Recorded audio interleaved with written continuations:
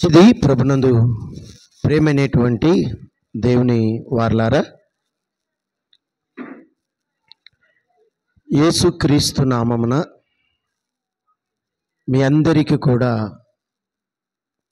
వందనాలు తెలియజేస్తూ ఉన్నాను.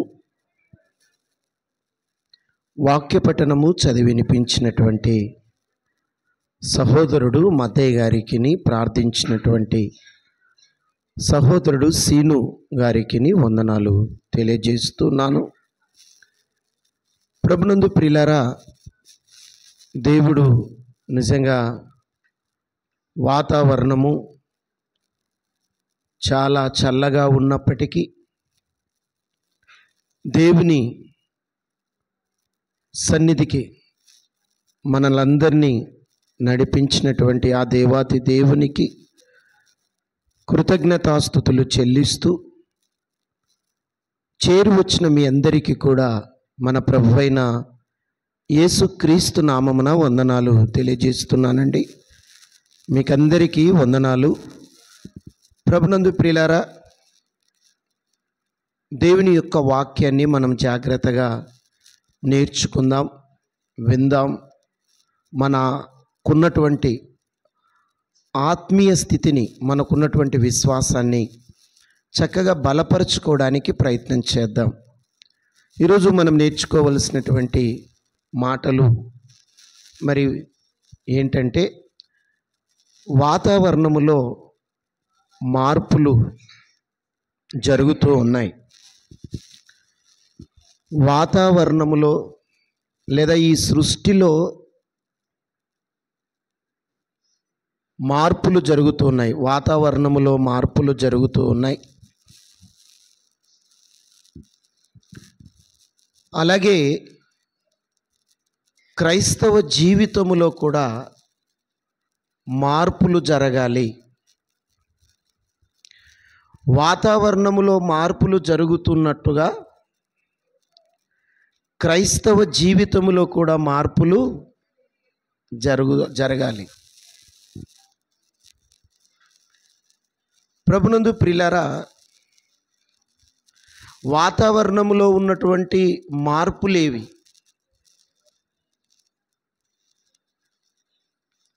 వాటికి అనుగుణంగా, వాటికి అనుకూలంగా మనము ఎలాగూ ప్రవర్తిస్తున్నాము, మనము ఎలాగూ నడుచుకుంటున్నాము, ఇవి మొదట మనం నేర్చుకుందాం. తర్వాత క్రైస్తవ జీవితంలో ఉన్నటువంటి ఆ మార్పులేవి, వాటిని ఎలాగూ, వాటి ద్వారా మనం ఎలాగూ నడుచుకోవాలో వాటిని కూడా మనం నేర్చుకోవడానికి ప్రయత్నం చేద్దాం. మొదటిగా వాతావరణములో ఉన్నటువంటి మార్పులు. ప్రభునందు ప్రియులారా, మనకు కాలాలు మీరు గమనించినట్లయితే 3 కాలాలు ఉన్నాయి. వాతావరణంలో 3 కాలాలు కనపడతాయి ప్రకృతిలో. 1 ఎండాకాలము, 2 వర్షాకాలము, 3 శీతాకాలం, చలికాలం. 3 కాలాలు కనపడుతున్నాయి: ఎండాకాలము, వర్షాకాలము, చలికాలం. ఎండాకాలం వచ్చిందనుకోండి,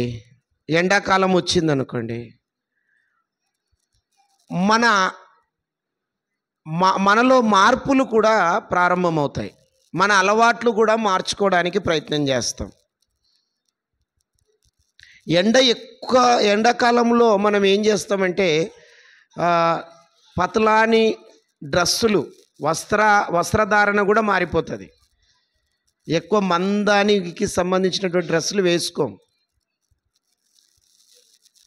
పతలాగున్నేటివి వస్త్రాలు వేసుకుంటాం.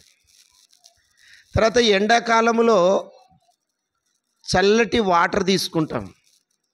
కూల్ వాటర్, వేడి వాటరా? ఏం నీళ్ళు? ఎండాకాలం యా నీళ్ళు తాగుతారు? చల్లటి నీళ్ళు కదా. పేపర్కి ఓ రోజు చూసినాను నేను, పేదవాడి ఫ్రిడ్జు అన్నది. పేదవాడి, ఎండాకాలంలో పేరు వచ్చింది, పేదవాడి ఫ్రిడ్జ్ అంట. ఫ్రిడ్జ్ ఏది పేదవాడి ఫ్రిడ్జ్? ఏమా? Very good. ఏదది? కుండ, మట్టి కుండ, బాణ అంటారు కదా దాన్ని, ఏమంటారు? బాణ. ఆ బాణ పేదవాడి ఫ్రిడ్జ్ అనమాట. ఉన్న వాళ్ళ ఫ్రిడ్జ్ వేరుంటుంది, పేదవాడి ఫ్రిడ్జ్ వేరే ఉంటుంది అనమాట. బాణ. ఎండాకాలం వస్తేనే మనకు ఏం గుర్తొస్తుంది? చల్లటి నీళ్లు త్రాగాలి, బాడీకి వేడి ఎక్కువ ఉంటుంది కాబట్టి దీన్ని కూల్ చేసుకోవడానికి చల్లటి వాటర్ తీసుకోవాలి. ఎండ ఎక్కువ ఉంటుంది కాబట్టి బయటికి వెళ్ళడానికి కూడా ఏ సమయము? ఉదయాన్నే 7 గంటలకు లేదా 6 గంటలకు వెళ్ళి 10 గంటలకల్లా పని ముగించుకొని రావడానికి ప్రయత్నం చేస్తాం. కరెక్ట్ 1 గంట పోతామా బయటికి? ఏమా? 12 గంటలకు బయలుదేరుతామా? ఎండాకాలంలో ఎక్కడైనా వెళ్ళాలంటే ఏమంటాం? ఎండలు ఎక్కువ ఉన్నాయి కాబట్టి కాస్త తొందరగా వెళ్ళి తొందరగా రావడానికి ప్రయత్నం చేస్తాం కదా. అంటే ఎండాకాలములో మన అలవాట్లు, మన వస్త్రధారణ, మనం తీసుకునే ఆహార పదార్థాలు ఇవన్నీ కూడా మారిపోతాయి. మారుతాయా లేదా? మారిపోతాయి. ఎందుకంటే ఆరోగ్యం కాపాడుకోవాలి కాబట్టి. అలాగే ఎండాకాలం తర్వాత వచ్చే కాలము వర్షాకాలం. ఈ వర్షాకాలములో కూడా మన వస్త్రధారణ మారిపోతుంది. ఏం వేసుకుంటాం? రెయిన్ కోట్ వేసుకుంటాం కదా. వర్షానికి ఇబ్బందికరంగా ఉన్నప్పుడు, వర్షం పడుతూ ఉంటే బయటికి వెళ్ళాలంటే ఏం వేసుకుంటాం? వస్త్రం రెయిన్ కోట్ వేసుకుంటాం కదా. తర్వాత బయటికి వెళ్ళాలంటే డైరెక్ట్గా వెళ్ళాం, గొడుగు ఆశ్రయిస్తాం. గొడుగును పెట్టుకొని బయటికి వెళ్తాం. బయట వర్షం ఉంటుంది కాబట్టి, చల్లగా ఉంటుంది కాబట్టి చల్లనీళ్ళు తీసుకుంటారా? కాస్త వేడి ఆహారం కూడా వేడిగా ఉన్న వాటిని తీసుకుంటాం. ఆహారం కూడా అప్పటికప్పుడు వేడిగా. వర్షాకాలంలో ఏం గుర్తొస్తాయి? బాగా వేడి ఆహారం ఇష్టపడతాం. బాగా వేడి బజ్జీలా. అవునా తానేల్? అవి తీసుకుంటాం. అంటే ఆహార పదార్థాలు కానీ, తర్వాత వస్త్రధారణ కానీ, తర్వాత కొన్ని అలవాట్లు మారిపోతాయి వర్షాకాలంలో. అదే చలికాలం వస్తే, చలికాలంలో కూడా మరి బయట చల్లగా ఉంటుంది కాబట్టి మనం వెచ్చదనాన్ని ఇష్టపడతాం. మనం వెచ్చగా ఉండాలని ఆలోచన చేస్తాం. బయట చల్లగా ఉంటే చలికాలంలో కూడా మనం బాగా మందానికి సంబంధించినటువంటి డ్రెస్సులు వేసుకోవడము, తర్వాత మరి ఏది స్వెటర్, ఏం వేసుకుంటాం? స్వెటర్ వేసుకుంటాం. తర్వాత చల్లగా ఉంటుంది కాబట్టి వేడి వాటర్ కదా, వేడి నీళ్ళు తీసుకుంటాం.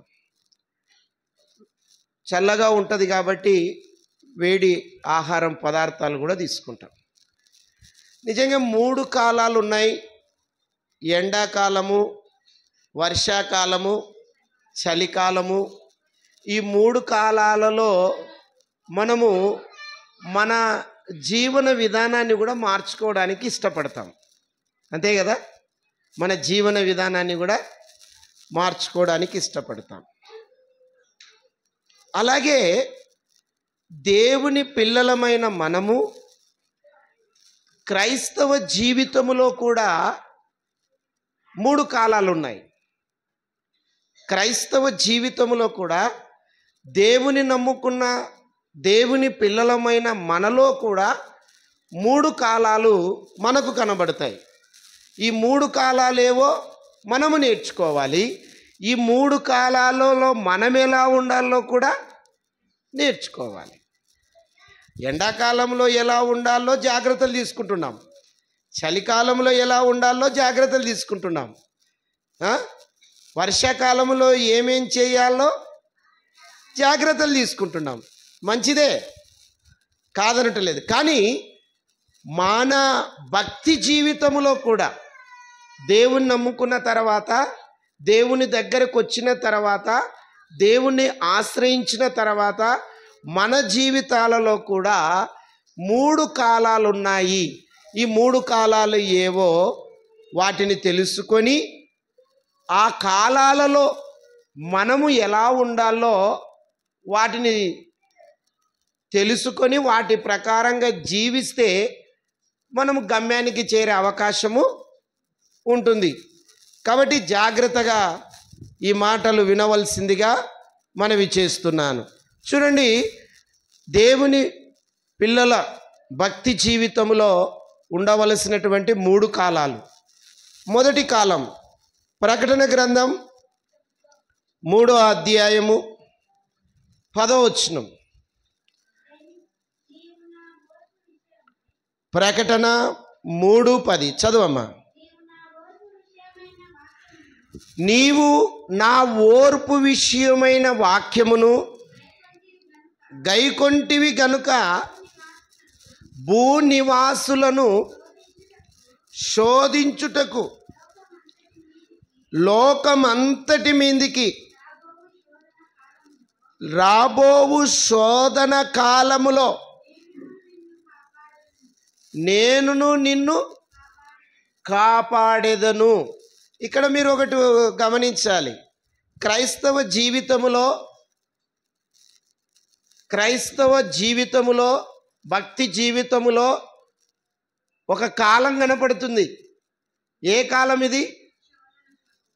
ఏ కాలమమ్మా బాబు, చదివినారా? ఏ కాలం అది? బాబు నువ్వే, ఏ కాలం చదివినావా? తీసినావా? Very good. శోధన కాలం. శోధన కాలం అనేది మనకు కనపడుతుంది. ఈ శోధన కాలము ప్రతి క్రైస్తవ జీవితంలో ప్రతి ఒక్కరిలో శోధన అనేది వస్తూ ఉంటుంది. ఎండాకాలంలో ఎలాంటి జాగ్రత్తలు తీసుకుంటున్నావో తెలుసు నీకు. దేవుని పిల్లలమైన మనము శోధన వచ్చినప్పుడు మనము ఎలాంటి జాగ్రత్తలు తీసుకోవాలో ఖచ్చితంగా నీకు, నాకు, మనందరికీ తెలియాలా లేదా? తెలుసుకోవాలి ఖచ్చితంగా. శోధన కాలంలో ఎలా ఉండాలి? శోధన ప్రతి మనిషికి వస్తుంది. ఎప్పుడు వస్తుంది శోధన? ఎప్పుడు వస్తుంది అంటే, ఎప్పుడైతే దేవుని యందు భయము భక్తి కలిగి, దేవునితో ఎక్కువగా సహవాసం కలిగి, దేవునికి లోబడి, తర్వాత దేవుని పరిచర్యలో ఉంటూ దేవునికి హత్తుకొని జీవిస్తూ ఉంటాం చూడండి, అప్పుడు వస్తుంది శోధన. శోధన అనేది ఎప్పుడు వస్తుంది అంటే, దేవునితో నువ్వు కలిసి ఒడంబడిక చేసుకుంటూ వెళ్ళిపోతున్నప్పుడు, దేవునితో ప్రతి విషయంలో వాక్యానుసారంగా నీ జీవితము కట్టబడుతూ ముందుకు వెళుతూ ఉన్నప్పుడు శోధన వస్తుంది. అపవాది కూడా నిన్ను ఆ దారి నుండి తొలగించటానికి ప్రయత్నం చేస్తూ ఉంటాడు. ఆ మార్గమును తప్పించటానికి ప్రయత్నం చేస్తూ ఉంటాడు. శోధన అది ఏ రకంగా అయినా రావచ్చు. నీకు ఆర్థిక ఇబ్బంది అయినా కావచ్చు, ఆర్థికంగా ఇబ్బందులు కావచ్చు, లేదా కుటుంబములో సమస్యలు కావచ్చు, లేదా భార్య భర్తల మధ్య సమాధానము లేకుండా ఉండవచ్చు, లేదా మరి ఏదో ఉద్యోగములో సమస్యలు కావచ్చు, స్నేహితుల మధ్యన శోధన కావచ్చు. ఏదో ఒక రకమైనటువంటి శోధనలో నీవుంటున్నావు. ఆ యొక్క కాలములో ఆ శోధనను ఎలా జయించాలి, ఈ శోధన వచ్చినప్పుడు, ఈ కష్టం వచ్చినప్పుడు నేనేం చేయాలి అన్నటువంటి ఆలోచన నీకు రావాలి. లేకపోతే దెబ్బతింటావు. జాగ్రత్త. లేకపోతే పడిపోయే ప్రమాదం ఉంది, లేకపోతే దేవునికి దూరమైపోయే అవకాశం ఉంది శోధన వచ్చినప్పుడు. ఒక్కొక్కసారి మనకు శక్తికి మించినటువంటి శోధన మనకు రావచ్చు. అలాంటి పరిస్థితుల్లో నువ్వు ఏం చేయాలో నీకు తెలిసే ఉండాలి. ఎండాకాలంలో బయటికి వెళ్ళాలి అంటే 9-7 గంటలకి బయటికి వెళ్ళి 10 గంటలకు రిటర్న్ రావడానికి నీకు తెలుసు. ఎండాకాలంలో ఏ ఆహారం తీసుకోవాలో నీకు తెలుసు. ఎండాకాలంలో ఏ యొక్క వస్త్రాలు ధరించుకోవాలో నీకు తెలుసు. అలాంటప్పుడు నీ జీవితంలో శోధన వచ్చినప్పుడు నువ్వేం చేయాలో నీకు తెలియకపోతే ఎలా? తెలుసుకోవాలి. ఏం చేయాలి? శోధన వచ్చినప్పుడు బైబిల్లో ఉన్నటువంటి భక్తులు ఏం చేశారో ఒక్కసారి వారి జీవితాలలోనికి వెళ్ళి ఆలోచన చేసి మళ్ళీ మన దగ్గరకు వద్దాం. ఒకసారి చూడండి, యోహాను సువార్త 14వ అధ్యాయము 30-31.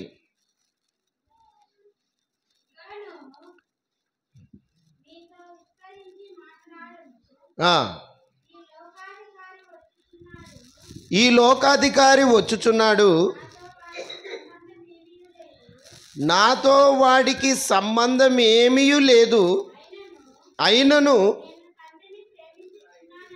నేను తండ్రిని ప్రేమించుచున్నానని లోకము తెలుసుకొనున్నట్లు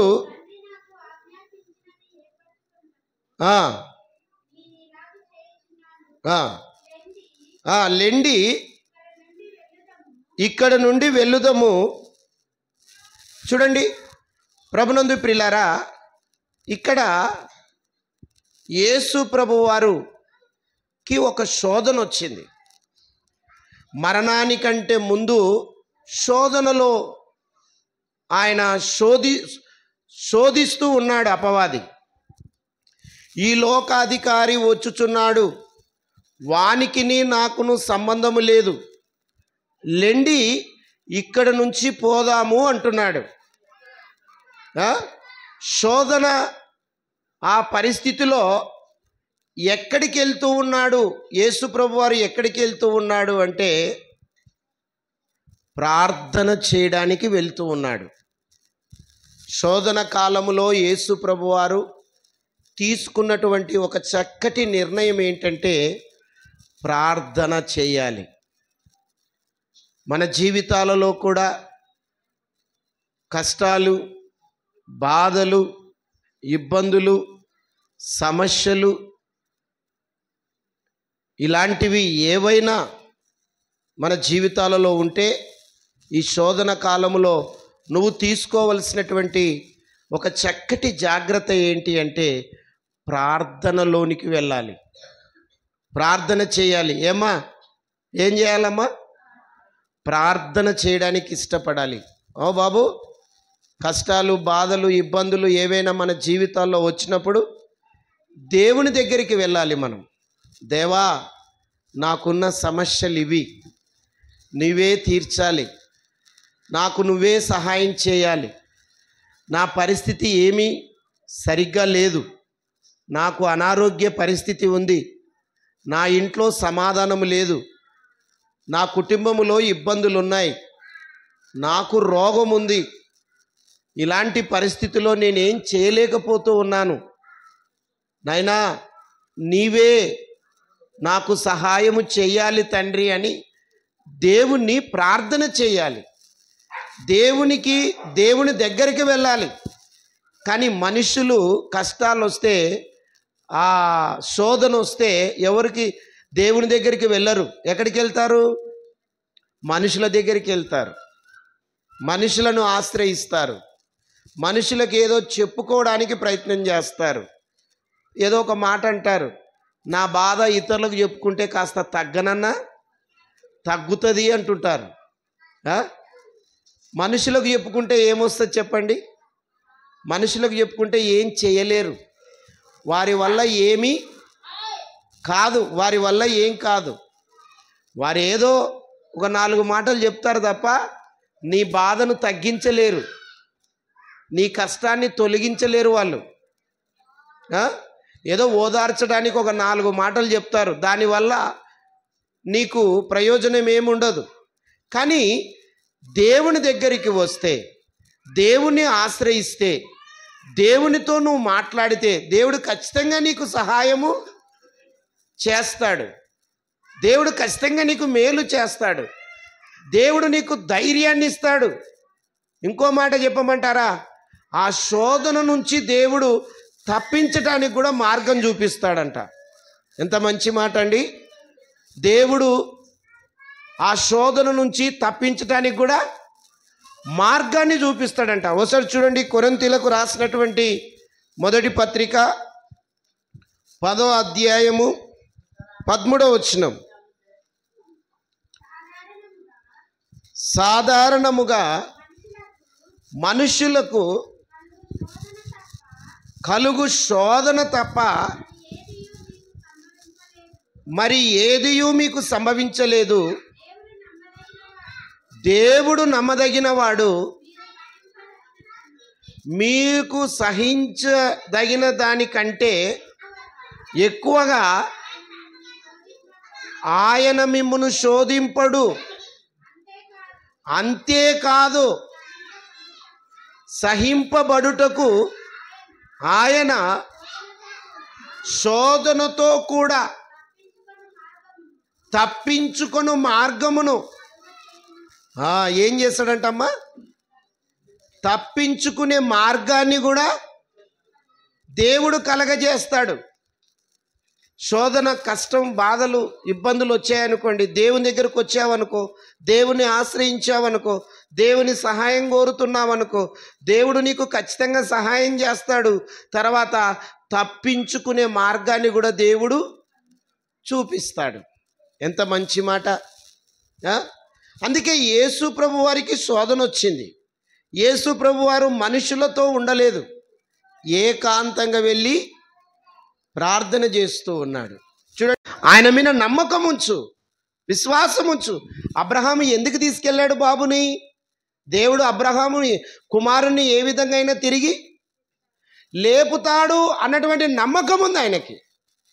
ఆయనని చనిపోతాడు, నా కుమారుడు చనిపోతాడు, ఆయన లేపుతాడు కదా, ఆయన లేపి ఆయన రాజ్యంలో నా కుమారుని చేర్చుకుంటాడు కదా అన్న నమ్మకం ఉంది ఆయనకు. నీకు కూడా అలాంటి నమ్మకం రాని దేవుని పట్ల, అలాంటి విశ్వాసం ఉన్నని నీకు. పరీక్షలో నువ్వు పాస్కి అయితే గొప్ప దీవెన నీకు ఇస్తాడు, గొప్ప ఆశీర్వాదం నీకు ఇస్తాడు. ఇప్పుడు నువ్వు ఏ కాలంలో ఉన్నావో, శోధన కాలంలో ఉన్నావా, కష్టాలు, ఇబ్బందులు, సమస్యల్లో ఉన్నావా, అయితే భయపడకు, ప్రార్థనలోనికి వెళ్ళిపోను. ఏం చేయాలమ్మా? శోధన కాలంలో ఏకాంతంగా ప్రార్థన చేయడం నేర్చుకో. మోకరించి దేవునితో మాట్లాడడం అలవాటు చేసుకో. మనుషులను ఆశ్రయించకు, మనుషుల మీద ఆధారపడకు. నాకు వాళ్ళు ఉన్నారు, వాళ్ళు సహాయం చేస్తారు, వీళ్ళ దగ్గరికి పోతే ఈ సమస్య తీరుతుంది, వాళ్ళ దగ్గరికి పోతే తర్వాత విషయం అది. మొదట నువ్వు ఎక్కడ మోకరించాలి? మొదట దేవుని దగ్గరికి రా. మొదట ప్రార్థన చేసుకొని బయలుదేరు. ప్రార్థన చేయి, ఫస్ట్ మోకరించు, మోకాళ్ళు వంచు, దేవుణ్ణి అడుగు. నాయనా, నాకున్న ఈ శోధన, నాకున్న ఈ కష్టం, నాకున్న ఈ బాధ నువ్వే తీసివేసే సమర్థుడవు, నువ్వే సహాయం చేసే సమర్థుడవు. నీవు తప్ప నాకు ఈ లోకములో ఎవరు లేరు నాయనా అన్న నమ్మకము నువ్వు నిలబెట్టుకో. దేవుని ఖచ్చితంగా నీకు దేవుడు సహాయం చేస్తాడు. ఏ కాలంలో ఉన్నావో ఒక్కసారి ఆలోచించు. శోధన కాలంలో ఉన్నావా? అయితే ప్రార్థనలోకి వెళ్ళిపో. ఒకవేళ పరీక్ష పెడుతున్నాడా నీకు?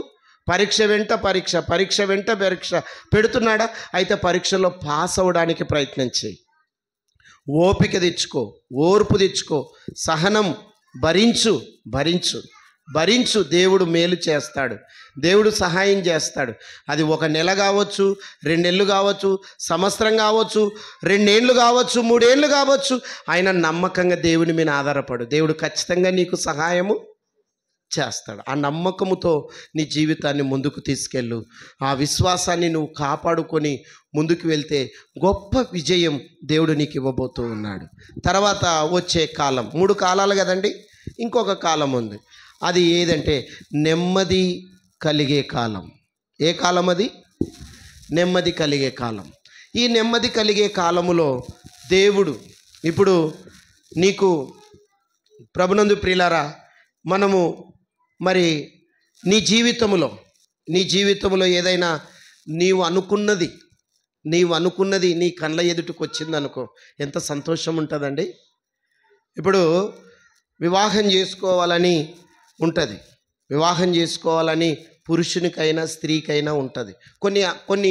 కొన్ని ఆలోచనలు ఉంటాయి. నా భర్త ఇట్లా ఉంటే బాగుంటుంది, లేదా నా భార్య ఈ రకంగా ఉంటే బాగుంటుంది మంచిగా, లేదా ఆత్మీయులైతే ఎక్కువగా ప్రార్థన చేసే స్త్రీ అయితే నాకు బాగుంటుంది, భార్య అయితే బాగుంటుంది అని ఆలోచిస్తారు.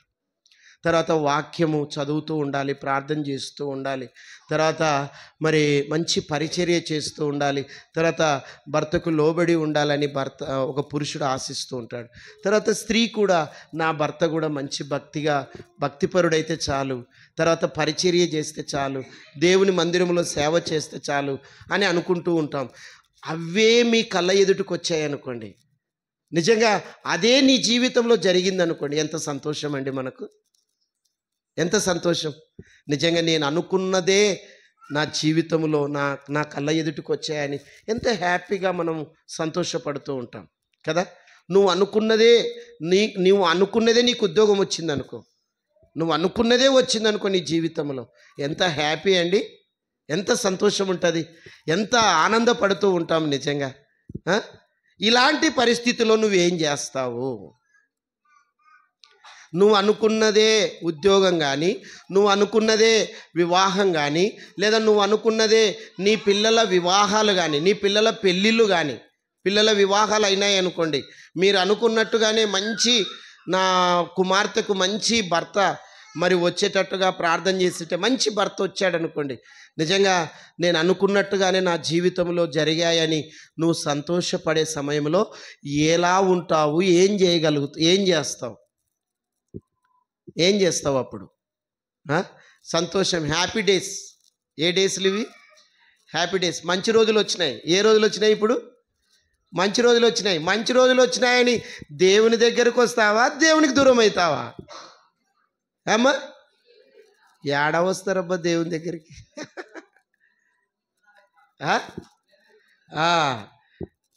ఏమ్మా ప్రార్థనకి రాలే, పని సార్, ఉద్యోగం దొరికింది కదా నాకు, ఉద్యోగం కోసం ప్రార్థన చేశారని ప్రార్థన చేస్తే ఉద్యోగం దొరికినాక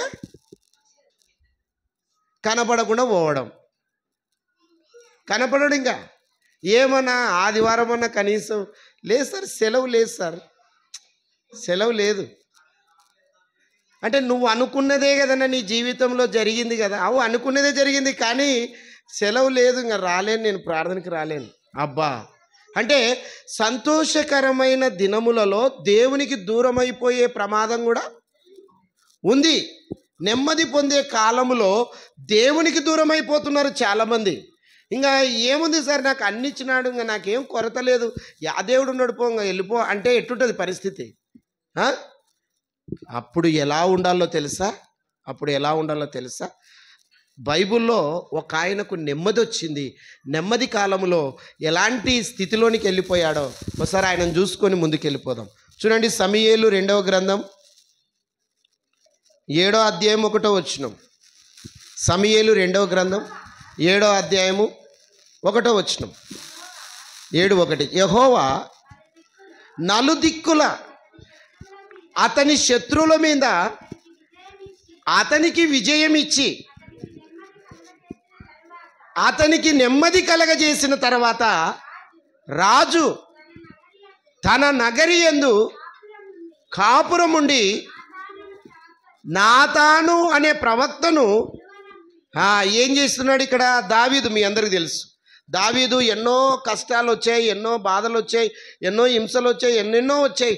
అన్నిటినీ దేవుడు అన్నిటికీ సహాయం చేసి, అన్నిటి విషయంలో దేవుడు సహాయం చేసి నెమ్మది కలిగించాడు. సంతోష దినాలు వచ్చాయి. ఇలాంటి పరిస్థితిలో దావీదు ఇంకా విందులు వినోదాలు, తర్వాత తినడము త్రాగడము, నా ఇష్టం, నా ఆస్తి, నాదిది, మీరు ఎవరు మాట్లాడకూడదు, నేను కష్టపడి సంపాదించినాను అని కొంతమంది ఉంటారు కదా, ఎవరిని పట్టించుకోకుండా. ఏమండి, అమౌంట్ డబ్బు పెరిగిందనుకో మనిషికి ఏమొస్తుంది? అహంకారం వచ్చేస్తుంది. మాట తీరే మారిపోతుంది. ఇంకా మనిషి దేవుని భయం అస్సలు ఉండదు. అహంకారంగా మాట్లాడుతూ ఉంటాడు. అదేదో నా కష్టము చేత నేనే అభివృద్ధి అయ్యాను అనే స్థాయికి వెళ్ళిపోతాడు. ఇది నా స్వయం కృషి, ఇది ఏది నా స్వయం కృషి, నేను కష్టపడింటే నేను సంపాదించాను ఇంత అని దాన్ని నేనే అనుభవించాలన్నంత ఫీలింగ్ వెళ్ళిపోయి ఇష్టం వచ్చినట్టుగా ప్రవర్తిస్తూ ఇష్టం వచ్చినట్టుగా విర్రవీగిపోతూ ఉంటాడు సంతోష దినాలలో. కానీ దావీదు నెమ్మది పొందిన దినాలలో ఏం చేశాడంటే, నాకు దేవుడు సహాయం చేశాడు. ఈ నెమ్మది ఇవ్వడానికి గల కారణం ఎవరు? దేవుడు. దేవుడు నాకు ఈ నెమ్మదినిచ్చాడు, దేవుని కోసం నేను ఏమైనా చెయ్యాలి అన్న ఆలోచన వచ్చేసింది. ఈరోజు నీకు కూడా నెమ్మది వచ్చే కాలం ఒకటి ఉంటే, ఒకవేళ ఆ సంతోషకరమైన దినములలో నీవు ఉంటే దేవుని కోసం ఏదైనా చెయ్యాలన్న ఆలోచన నీకు రావాలి. నెమ్మది పొందే కాలం ఇది. దేవుని కోసము దేవుని కోసం నేను ఏమైనా చెయ్యాలి, దేవుడే నాకు ఈ నెమ్మదినిచ్చినాడు. ఈరోజు కుటుంబము సంతోషంగా ఉంది. ఈరోజు నా పిల్లలు చదువుల్లో ఇంత స్థాయికి వెళ్ళిపోయారు, నా పిల్లల ఉద్యోగాలు దేవుడు అనుగ్రహించాడు, దేవుని కోసం నేను ఏమైనా చెయ్యాలి అన్నటువంటి ఆలోచన నీకు రావాలి. దావీదుకు వచ్చింది ఆలోచన. అందుకే ఒక చక్కటి మందిరం కట్టాలని నిర్ణయం తీసుకున్నాడు. మన జీవితాల్లో కూడా, మన బ్రతుకుల్లో కూడా నెమ్మది పొందే కాలం అనేది మన జీవితాల్లో ఒకవేళ ఉంటే, ఇదిగో దేవుడిచ్చాడు ఇదంతా కూడా, దేవుని కోసం నేను ఏం చేయాలని ఆలోచన చేసి దేవునికి కృతజ్ఞతాస్తుతులు నువ్వు చెల్లించటానికి ఏర్పాటు చేయబడాలి. లేదా కూడికలు ఏర్పాటు చేయాలి, లేదా వాక్యం అందించాలి. ఇదిగో దేవుడు గొప్ప మేలు నా జీవితంలో చేశాడు, నా బ్రతుకులో దేవుడు గొప్ప మేలు చేశాడు. అయ్యా కృతజ్ఞత కూడిక పెట్టుకుందాం, దేవుడు చేశాడు ఇదంతా, ఇదిగో మీరు వచ్చి వాక్యం అందించండి అంటే, దేవుని కోసం నువ్వు చేయవలసింది చేస్తూ తర్వాత వాక్యాన్ని ఇతరులకు ప్రకటించే స్థాయికి నువ్వు వెళ్ళాలి, నువ్వు చేయవలసినటువంటి నెమ్మది పొందే ఆ దినాలలో.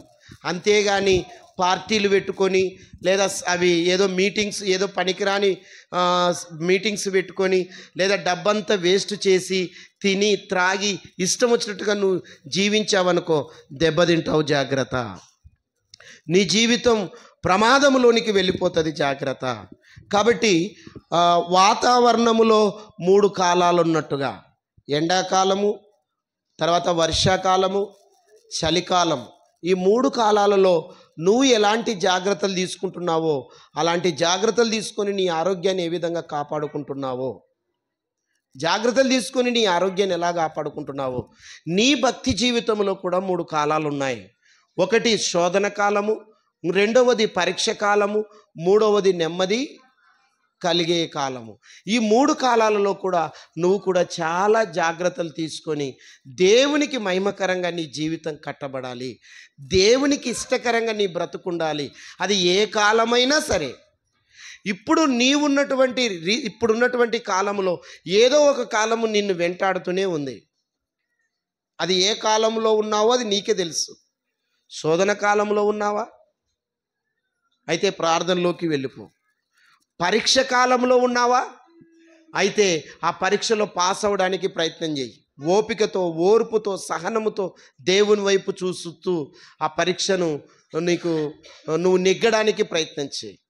లేదంటే నెమ్మది పొందే కాలంలో ఉన్నావా? అయితే దేవుని పరిచర్య చేయడానికి ప్రయత్నించి దేవుని యొక్క వాక్యాన్ని ఇతరులకు ప్రకటించడానికి నీ వంతుగా నీవు సహకరించే ఆ ప్రయత్నం చేయి. అంతేగాని ఈ 3 కాలాలలో ఏ కాలంలో ఉన్నావో జాగ్రత్తగా నీవే పరీక్షించుకొని నీ జీవితాన్ని చక్కగా కాపాడుకొని దేవునికి ఇష్టకరంగా బ్రతకాలని ఈ మాటలతో హెచ్చరిస్తూ ఉన్నాను.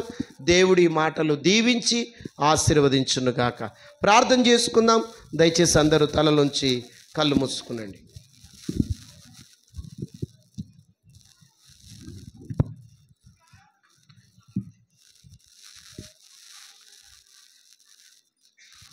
మమ్ములను మిక్కిలిగా ప్రేమిస్తున్నటువంటి మా ప్రియ పరలోకమందున్న మా దేవ, ఇదిగో నాయన, మాకున్నటువంటి భక్తి జీవితంలో ఉండవలసినటువంటి 3 కాలాలు, శోధన కాలము, పరీక్ష కాలము, నెమ్మది కాలములో మేమేం చేయాలో మాకు నేర్పించావు.